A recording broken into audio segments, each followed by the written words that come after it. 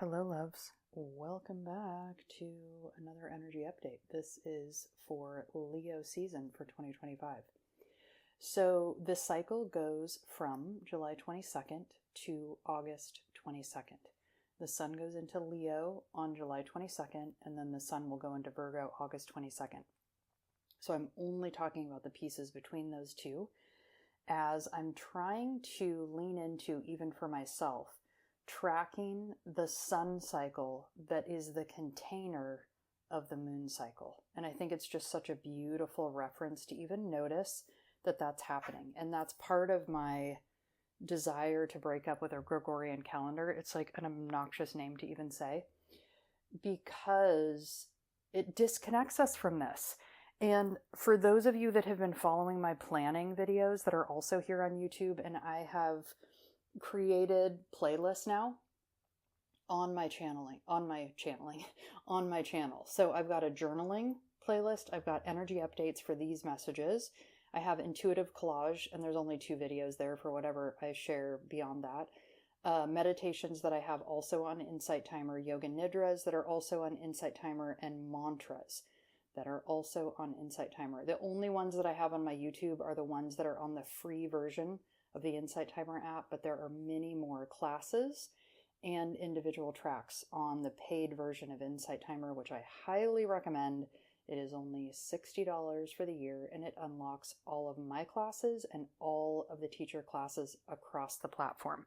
So it's a really great resource. I use it daily. So as I've been leaning into the tracking of these cycles outside of the Gregorian calendar, and only looking at it from the astrology and from what the earth is telling us, when we're looking at a sun with a moon cycle inside of it, it sits across 2 months. And so when we look at the regular calendar, it cuts it up and it breaks it up for us. And I don't like it. So I did my first plan with me kind of journal setup for July in my Traveler's Notebook. I love it. However, as I sit down to record this Leo season video, I am realizing the limitations and frustrations with looking at the calendar this way, because I desire to be able to visually see everything that's happening within a month. Where the word month comes from is the moon cycle. And I want to be looking at the moon cycle as it's connected from new moon to full and back to new again. And when we look at the regular calendar, it doesn't work. So I created a video for how I set up my July calendar. And I was somewhat okay with it, somewhat happy with it, just because I want to be able to see it in the month as, like being inside of what everybody else is looking at. And, when you're talking about the month, you want to just kind of stay with that. But I'm already seeing the limitations and frustrations with it. So I think I'm going to lean into creating a Leo season calendar in the same way, and I will record it, because if I'm going to do it for myself, I might as well show you all how I'm doing it, and then you can decide, like, which one is it that you want to do. And it's a struggle, honestly, to include my own astrology, to even share this part of it with you, because I'm a Virgo sun. I do not like mistakes. I am a perfectionist. That's a strength and weakness of Virgo. And I don't want to take extra time. I like to be efficient. I want to get it done right the first time. I don't want to make extra mess and all of this kind of stuff. So there's a part of me that's like, oh, I don't want to mess up my own calendar. I've already done a July one to lean in to go do a Leo one. But I think I'm going to do it anyways, because I want to see it visually, to see if it supports the way that I'm wanting to track this better. And I have a feeling that it will, but it's going to force me to buck the system even more. And I'm even sharing all of this at the top of this video, because this is so inside of the Leo season energy. When I get into it, you will understand. So just wait for that. If you didn't know I was doing planning, journaling videos, take a peek, because there's a whole bunch of them and it's really fun and I'm getting totally into it. All the supplies are linked on my website under my resources tab under favorites. And I try to link all the stuff in the bottom of those videos. So stay tuned for that, because I'll probably do a Leo season 1. It's frustrating to me because I have to re-enter the last 2 weeks of July to create a Leo season, but I want to be able to see the whole thing. So as I sit down, I've got a bunch of notes laid around. I've got my calendar in front of me, but none of it is all in one place. So that's disturbing my Virgo sensibilities enough that it's willing to make the, I'm willing to make the mistake, or whatever the word I'm trying to say is. I'm willing to make the mess to see if the perfection can be found inside of it, and that I can, really properly track the cycles in a better way visually. And then all of you can do it too. And so every time I'm coming in with another one of these sun season videos, you can write it down and you can get it in your calendar. You can follow my calendaring videos and you can mark all the dates yourself and then follow it more fluidly. So all of that to say, as I record this today, July 17, in prep for Leo season, Mercury goes into retrograde. So language, communication, all of that is up for review. And it makes language and communication hard and jittery. Mercury rules the nervous system. And so it's like, that wonkiness where we feel a little bit off. So if you're feeling that, you're absolutely right on time. And there's a bunch of other things that go with that. So to kind of backtrack, like I said, the sun goes into Leo on the 22nd. But just prior to all this, to bring you into kind of the archetypal story of what has been happening, Venus went into Gemini on July 4. So Venus is the divine feminine. She's coming into Gemini. Now she wants to share the worth and wealth that she discovered in Taurus. In Gemini, she wants to broadcast her message out. 3 days later, Uranus joined her in Gemini. Uranus is the freak flag, the unique one that does everything differently.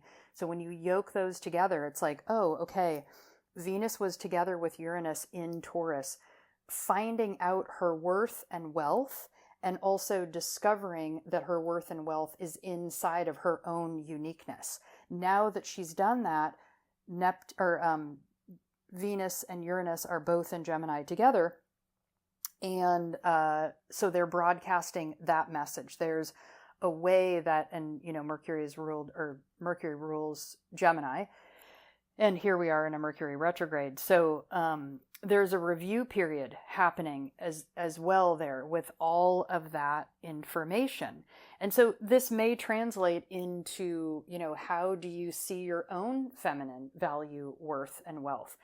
Are you valuing your uniqueness? Are you sharing that with other people? Because there's a broadcast energy in Gemini that wants to get the message and the word out.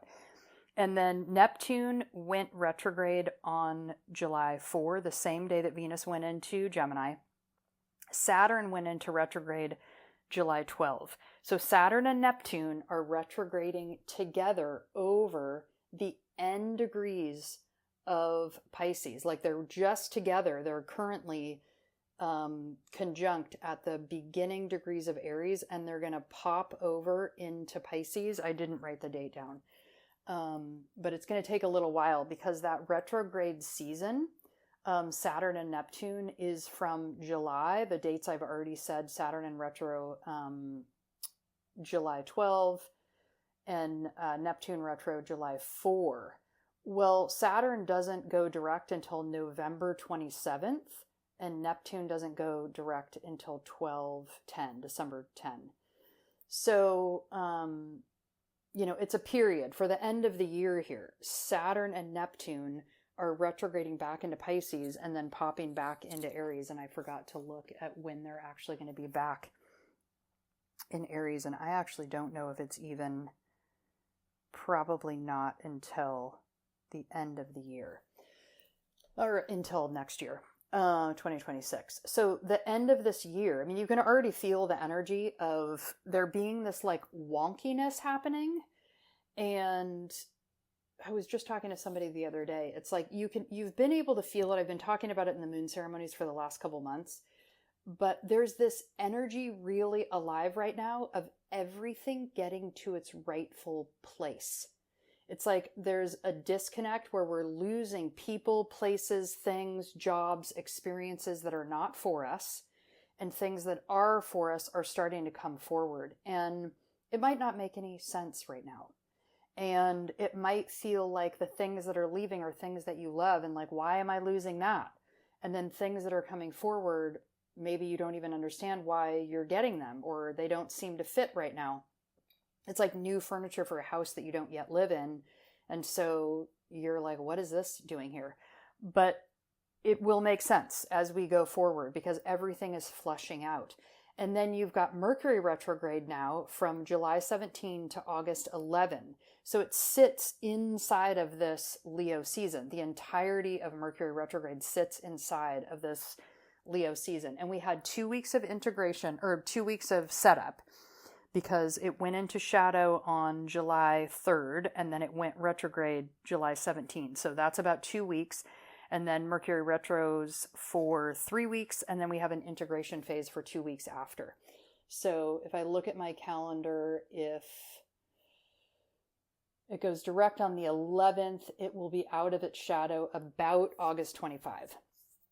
So that'll give you, and the Sun is going to go into Virgo the 22nd. So it'll be just 2 days before, 3 days before-ish. And then Mercury will be completely cleared out of his Mercury retrograde cycle. So remember also that Pluto is in retrograde right now as well. So we have Pluto, Saturn, Neptune, and Mercury all in retrograde for Leo season. And there's an energy here. Leo is leadership. You know, it's the lion, it's ruled by the sun, it's the only sign in the zodiac ruled by the sun. And, you know, it's the actor, the artist, the one on stage that must be seen. But it's also leadership. And there's a sense with, you know, Venus and Uranus in Gemini now, this sense of uniqueness of the feminine, and that needing to be broadcast. And I lost what I was going to say about that. In terms of leadership, the feminine needs to be at the helm of leadership. And so there's the message here is there's some way that we need to shift and adjust and change the way that we're leading. And the way that I'm reading the tea leaves is there's a sense of leading by example. And you know, it's embodying the teaching that whatever, like whoever's teaching you, whatever they're teaching should hopefully be first embodied within them. And then their life becomes an example of the teaching rather than someone like dictatorial kind of top-down government style teaching that is trying to dictate and tell you what to do. Like somehow in that style of leadership, the feminine has been left out. Because really the way that masculine feminine energy should work is that the feminine is the urge, it's the creative desire for where to go or what to create or what to build, and the masculine should come up around it and support what it's doing and create the structures and the boundaries to protect what the feminine is trying to create.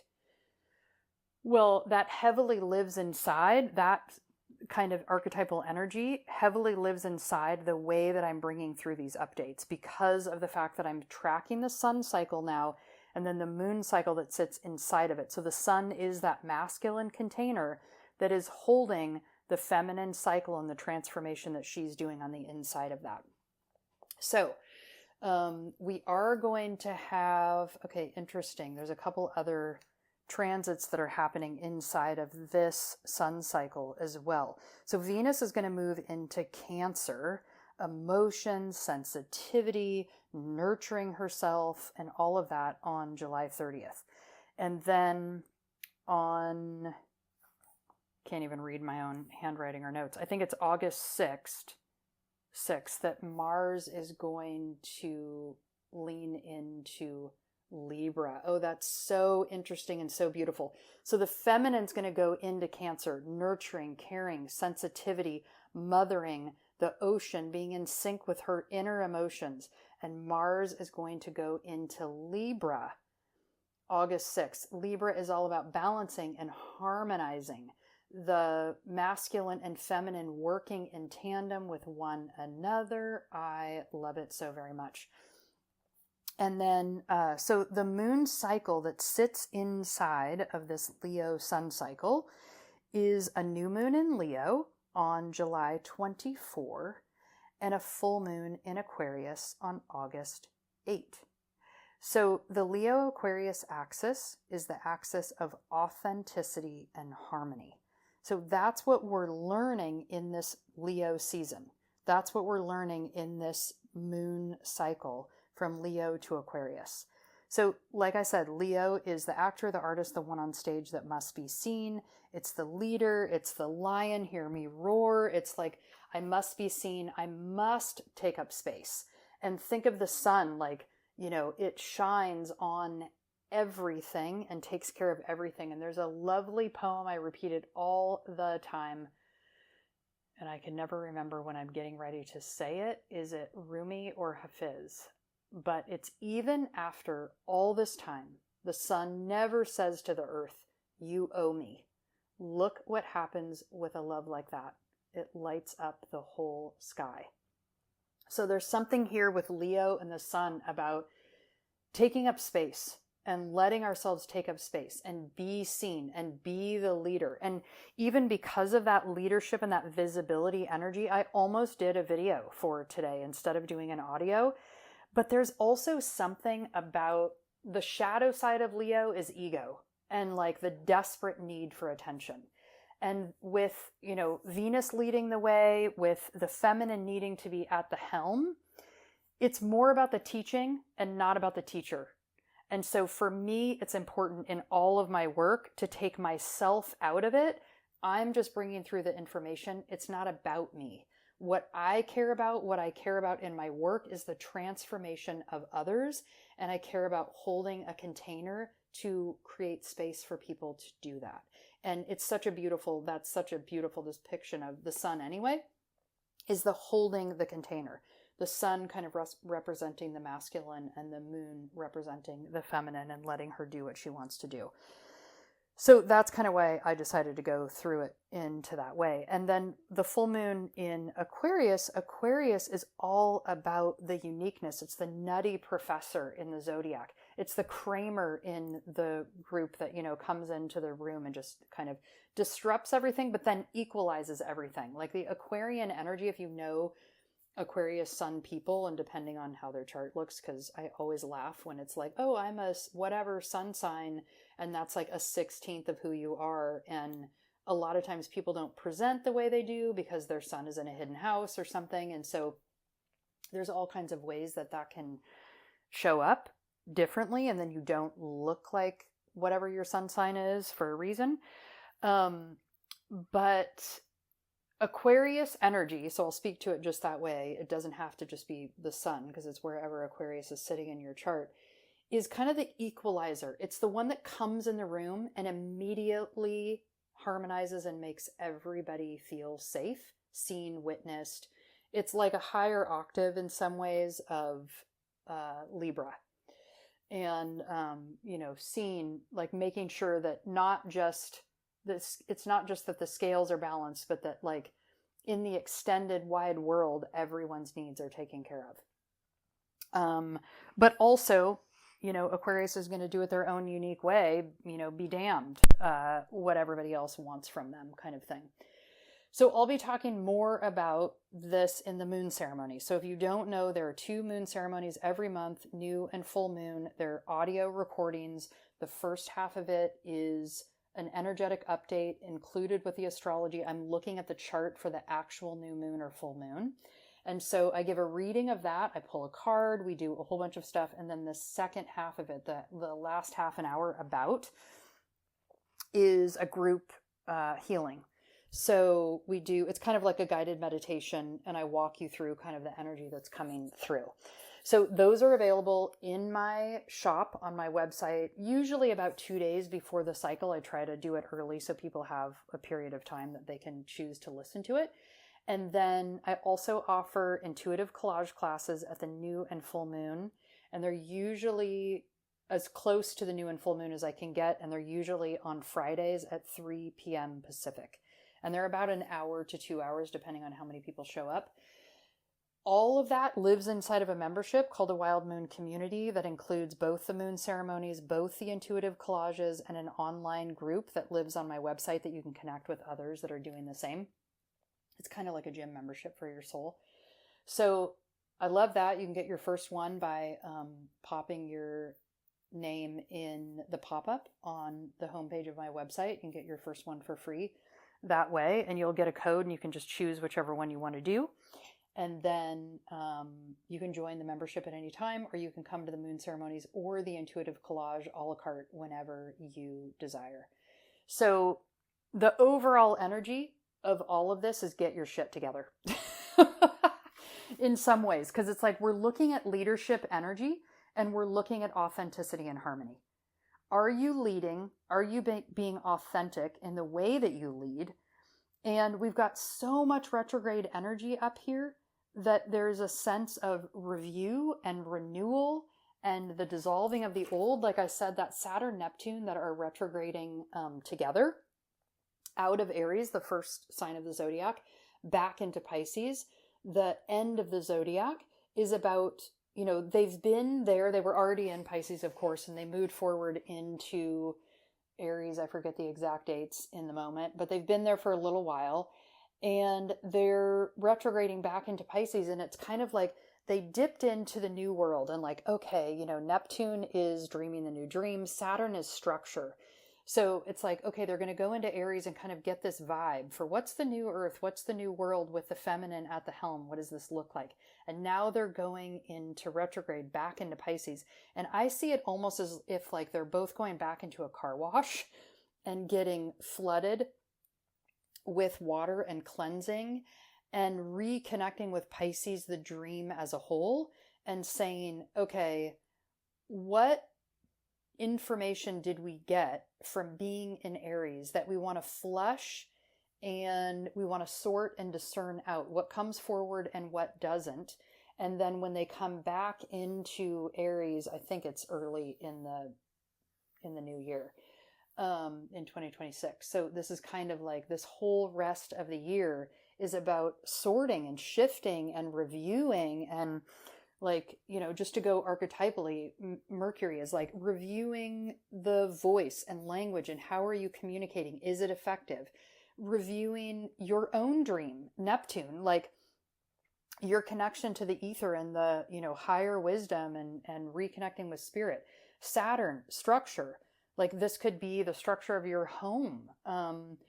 You know, moves can come up around this time. And it's interesting to note, if you have your birth chart and you want to look at it, just look at what's at the end degrees of Pisces and the beginning degrees of Aries, because all of that is activating your chart personally. And, you know, then we already have Pluto retrograde, and Pluto is like the structure of the whole collective. It's transformation of the whole collective. And with Pluto in Aquarius now for the next 20 years, you know, it's bringing the collective into harmony. That's what Aquarius does. It harmonizes. It's the humanitarian. It's the one that comes in and says everyone's needs get to be met. So for the 15 years prior to that, Pluto was in Capricorn from 2008 on. And we all know what happened in 2008, the crash of the housing market. That is exactly what Pluto does. It's going to come in and knock anything off of its pedestal that is out of balance, that needs to be transformed because it's not in harmony, especially in Aquarius.